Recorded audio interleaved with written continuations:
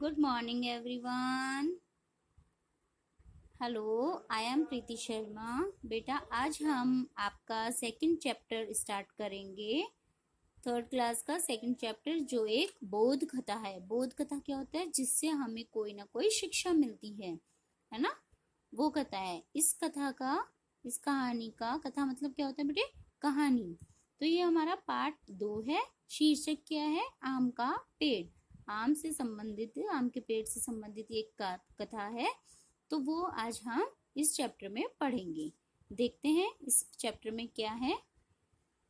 यह कहानी कुंदनपुर के राजा की है।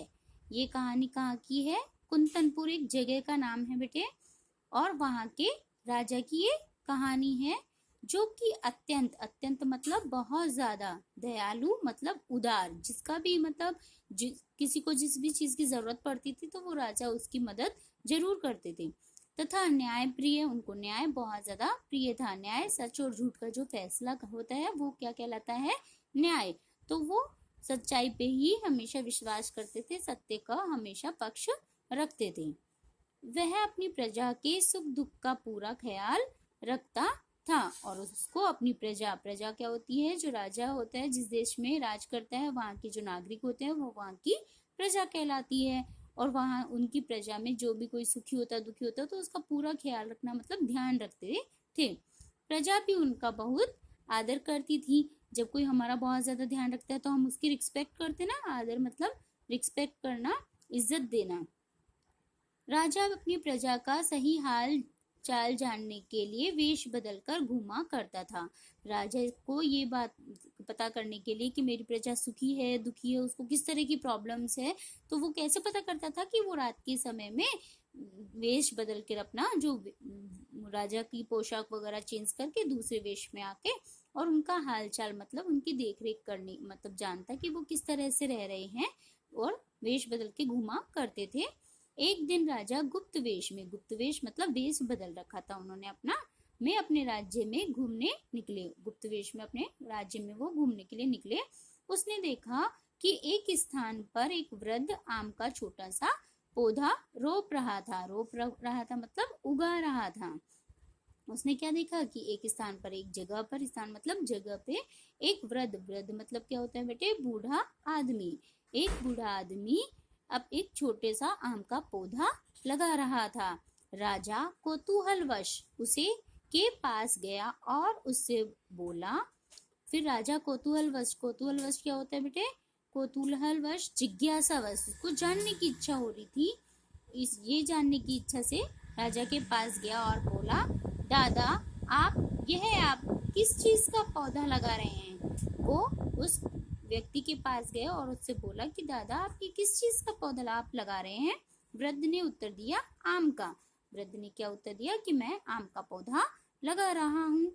राजा ने हिसाब लगाया कि उस पौधे के बड़े होने और इस पर फल आने में अभी कितना समय लगेगा। उसने ये हिसाब लगाया कि कब तो ये पौधा बड़ा होगा, पौधा पेड़ बनेगा, फिर पेड़ से कब इस पे आम लगेंगे। तो वो सब उसने कैलकुलेट किया, हिसाब लगाया मतलब कैलकुलेट किया। हिसाब लगाने के बाद राजा ने आश्चर्य से वृद्ध की ओर देखा। आश्चर्य मतलब अचंभे से वृद्ध बूढ़े आदमी की ओर देखा। वृद्ध की उम्र के अंतिम पड़ाव पर चल रहा था। वृद्ध अपनी उम्र के अंतिम मतलब वो काफी वृद्ध हो गया था और उसकी उम्र अब अंतिम स्टेज पे आ गई थी। मतलब वृद्धावस्था हमारी लास्ट स्टेज होती है, तो वो उसी अंतिम पड़ाव पर था, मतलब अपनी लास्ट स्टेज पे था। राजा सोचने लगा कि यह वृद्ध एक ऐसा कार्य कर रहा है जिसका फल उसे नहीं मिल पाएगा। तब राजा ने सोचा कि ये बूढ़ा आदमी ऐसा काम कर रहा है जिसका फल उसे नहीं मिलेगा, क्योंकि जब तक इस पेड़ पर फल निकले आएंगे तब तक तो इस वृद्ध की मृत्यु ही हो चुकी होगी। मतलब जब तक इस पेड़ पे, आम के पेड़ पर फल आएंगे तब तक तो ये वृद्ध की मृत्यु हो जाएगी, मृत्यु को प्राप्त हो जाएगा अर्थात मर जाएगा। उसने उदार स्वर में वृद्ध से कहा। उदार मतलब प्रेम पूर्वक स्वर में, उदास स्वर में मतलब दुखी होकर उदासी से वृद्ध को कहा, सुनो दादा इस पौधे के बड़े होने और इस पर फल आने में तो अभी कई साल लग जाएंगे। क्या तब तक तुम जीवित रह पाओगे? तब उसने क्या कहा, वृद्ध से क्या कहा, सुनो दादा, दादा मतलब किसी को आदर में देते हैं ना, तो बड़े अपने से बड़ों को आदर देने के लिए दादा शब्द यूज किया जाता है। बंगाल में इसको ज्यादा ही यूज किया जाता है। तो इस पौधे के बड़े होने और इसमें फल आने में अभी तो बहुत साल लग जाएंगे, और तब तक तो तुम इसके फल पाने के लिए जीवित भी नहीं रहोगे, तो फिर तुम ये पौधा क्यों लगा रहे हो? तो वृद्ध ने राजा की ओर देखा। फिर वृद्ध ने राजा की ओर देखा और राजा की आंखों में मायूसी थी। मायूसी थी मतलब कि ये ऐसा काम क्यों कर रहा है, मायूसी हो जाना मतलब दुखी हो रहा ना, बेचैनी होना। तो वो दुखी होके बोल रहा, आंखों में झलक रही थी। तो उसे देखकर वृद्ध ने राजा से कहा, इसे मतलब मायूसी को देखकर, उसकी मायूसी को देखकर राजा ने कहा कि हे मान्यवर, अरे मतलब मान्यवर मतलब किसी को आदर में बोला जाने वाला शब्द है। आप सोच रहे होंगे कि मैं पागलपन का काम कर रहा हूँ। बोले आपके जिस तरह से फेस एक्सप्रेशन आप दिखा रहे हो, तो आपको ऐसा लग रहा है जैसे कि मैं पागलपन का काम कर रहा हूँ, क्योंकि मेरे को भी पता है कि मैं अपनी उम्र की अंतिम पड़ाव पर हूँ और मैं आम का पौधा लगा रहा हूँ जिसका फल मुझे नहीं मिलेगा। जिस चीज से मनुष्य को अपने जीवन में लाभ ही न मिले उस पर मेहनत करना व्यर्थ है। कि आपने ये सोचा होगा कि जिस मनुष्य को अपने जीवन में लाभ ना मिले जिस चीज का, उस पर वो मेहनत कर रहा है, कोशिश कर रहा है या प्रयास कर रहा है अपना, तो वो व्यर्थ है, मतलब बेकार है। व्यर्थ मतलब क्या होता है बेटे? बेकार है। लेकिन आप यह भी तो सोचिए, पर आप इस बात पर विचार कीजिए, सोचिए मतलब विचार कीजिए कि मुझ बूढ़े ने भी तो अपने जीवन में कितनी ऐसी चीजों का लाभ उठाया है जो दूसरों की मेहनत का परिणाम थी। तो बोलते हैं कि आप ये भी तो बात सोचो कि मैंने भी अपनी इतनी उम्र पाई है और उसमें मैंने कई ऐसी चीजों का लाभ उठाया है जिसपे मैंने मेहनत नहीं की थी, वो भी किसी और की, दूसरों की मेहनत का परिणाम थी। मैंने दूसरों के लिए लगाए पेड़ों के अनेक फल अपनी जिंदगी में खाए हैं। मैंने कई व्यक्तियों के या दूसरों के लगाए हुए पेड़ों के फल अपनी जिंदगी में खाए हैं। क्या उस कर्ज को उतारने के लिए मुझे कुछ नहीं करना चाहिए? बोले वो भी तो मेरे ऊपर कर्ज है। कर्ज मतलब किसी से पैसे उधार लेना, तो वो क्या कहलाता है? कर्ज। तो ये अपन ने क्या किया, दूसरों के फल खाए हैं, तो वो अपने ऊपर क्या है? एक कर्ज है। तो उसको भी उतारने के लिए हमें क्या करना चाहिए? मतलब फल मेरे को उसको उतारने के लिए, उस कर्ज को उतारने के लिए भी मुझे क्या कुछ भी नहीं करना चाहिए? क्या मैं एक पौधा भी नहीं लगा सकता उसके लिए? क्या मुझे इस भावना से पेड़ नहीं लगाना चाहिए? क्या मैं ये सोचकर पेड़ नहीं लगा सकता कि मैंने भी अपनी जिंदगी में इतने लोगों के द्वारा, दूसरों के मदद के द्वारा किए गए कामों का फायदा उठाया है, तो मेरी भी किए गए प्रयास से कोई फायदा उठाए।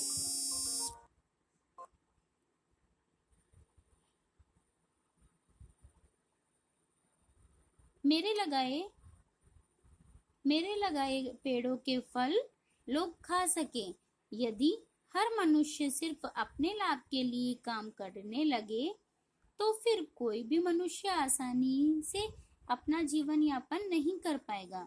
कि यदि हर मनुष्य अपने ही लाभ के लिए काम करे, अपने ही फायदे के लिए सोचेगा, तो फिर अपने ही लाभ के लिए काम करेगा, तो कोई भी मनुष्य आसानी से अपना जीवन यापन करना मतलब जीवन व्यतीत नहीं कर पाएगा आसानी से। वैसे भी जो केवल अपने लाभ के लिए ही काम करता है वह तो स्वार्थी स्वभाव वाला मनुष्य होता है। कि जो सिर्फ अपने फायदे के लिए या अपने ही हित के लिए सोचता है, वो इंसान क्या कहलाता है? स्वार्थी। स्वार्थी मतलब खुद के बारे में ही सोचने वाला मनुष्य।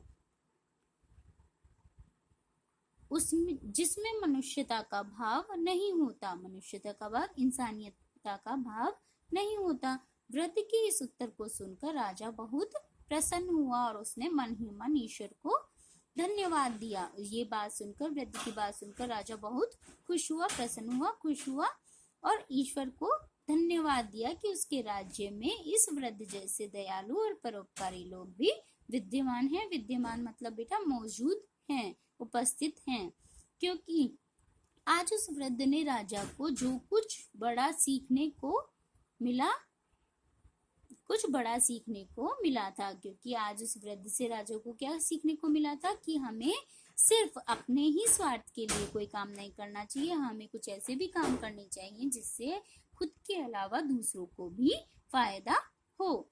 इस कहानी से हमें बेटे क्या सीख मिलती है? हमें स्वार्थ से ऊपर उठकर सोचना चाहिए। स्वार्थ मतलब सिर्फ अपने बारे में ही नहीं सोचना चाहिए, हमें उससे ऊपर सभी के हित के बारे में सोचना चाहिए और दूसरों के हित के लिए कार्य करने चाहिए। और हमें हमेशा जब भी मौका मिले तो दूसरों की हेल्प करने, हित मतलब मदद करने के बारे में या दूसरों की भलाई करने के बारे में भी हमेशा कार्य करना चाहिए, उनके भी प्रयत्न करने चाहिए।